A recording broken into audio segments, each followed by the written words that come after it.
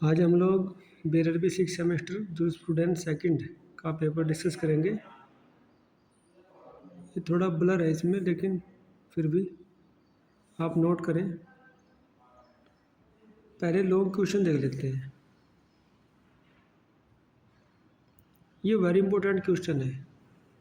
कब्जे से आप क्या समझते हैं? कब्जे का क्या महत्व है? आधिपत्य से संबंधित विभिन्न सिद्धांतों की विवेचना कीजिए। नेक्स्ट, स्वामित्व यानी कि पोजेशन एंड ओनरशिप, ये दोनों ही इम्पोर्टेंट कंसेप्ट हैं जूरिस्प्रूडेंस सेकंड के। ठीक है। स्वामित्व से आप क्या समझते हैं? स्वामित्व के आवश्यक तत्व क्या है? स्वामित्व कितने प्रकार का होता है, यह भी विवेचना कीजिए। ठीक है। दोनों कंसेप्ट आ गए, ओनरशिप का भी और पोजेशन का भी। 11 पे देखिए, दायित्व को परिभाषित कीजिए, यह कितने प्रकार का होता है? दायित्व के विभिन्न सिद्धांतों की विवेचना कीजिए। इसमें सारे सिद्धांत ही आएंगे, है ना। तो इसलिए इसका नाम जूरिस्प्रूडेंस सेकंड है, लीगल थ्योरीज। 12 पे देखिए, न्याय प्रशासन से आप क्या समझते हैं? आपराधिक न्याय के विभिन्न सिद्धांतों की विवेचना कीजिए। और 13 पे ए, बी और सी में इसको डिवाइड किया हुआ है। आई थिंक हिंदी में नहीं है ये, इंग्लिश में ज़रा इसको देख लें। इधर है, ठीक है। निम्नलिखित व्यक्तियों की विधिक स्थिति की विवेचना कीजिए। रिजर्व बैंक, संघ लोक सेवा आयोग और संयुक्त हिंदू परिवार। ठीक है, ये तीनों ही लीगल पर्सनैलिटी यानी कि विधिक व्यक्तित्व धारण करते हैं।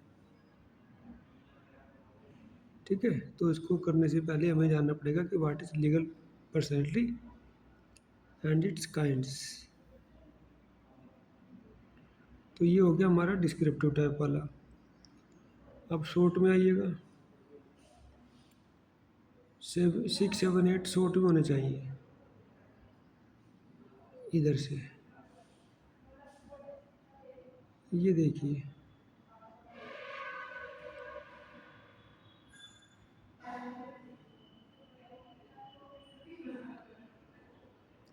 विधिक अधिकार की संकल्पना की व्याख्या करो।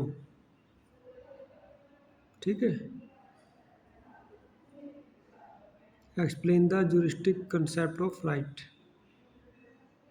ये जज के ऊपर है 7वां क्वेश्चन।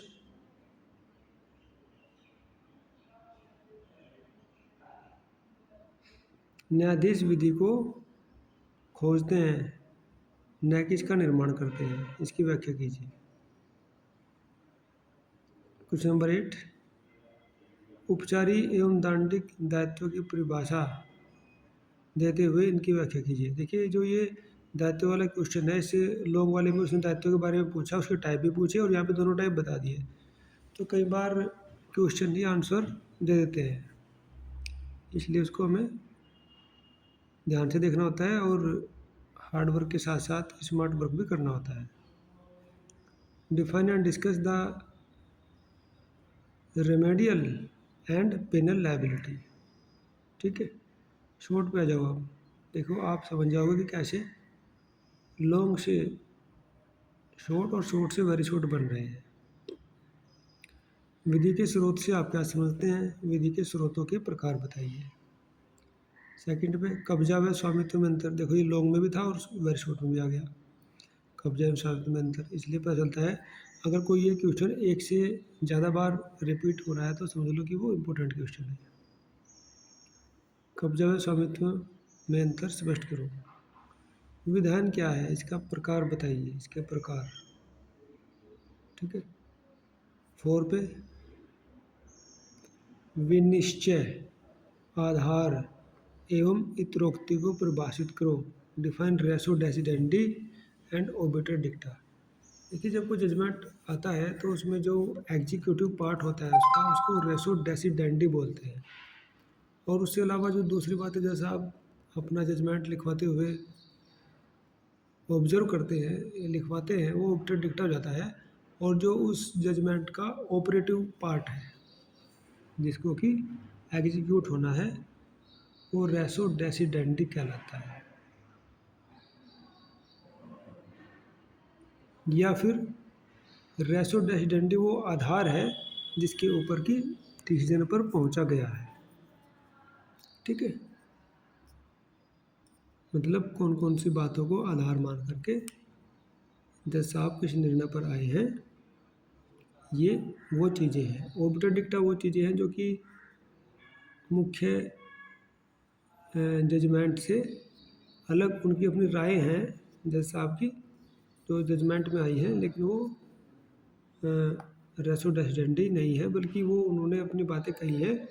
बट जो एग्जीक्यूटिव जो उसका जो पार्ट जिसका प्रयोग होना है वो ऑब्टर रेसो डेसिडेंडी कहलाता है। व्यक्तित्व की परिभाषा करो, इसके प्रकार बताइए। देखो वो नीचे भी आ गया, क्वेश्चन नंबर 13 भी यही है और ये भी इस पे आ गया, इम्पोर्टेंट बन गया इसी तरह से। Define personality, give its kinds also. ठीक है, तो इसलिए इस तरह से हमने पूरा पेपर डिस्कस किया है। Thanks for listening. I hope this video will be very helpful to you in upcoming examination.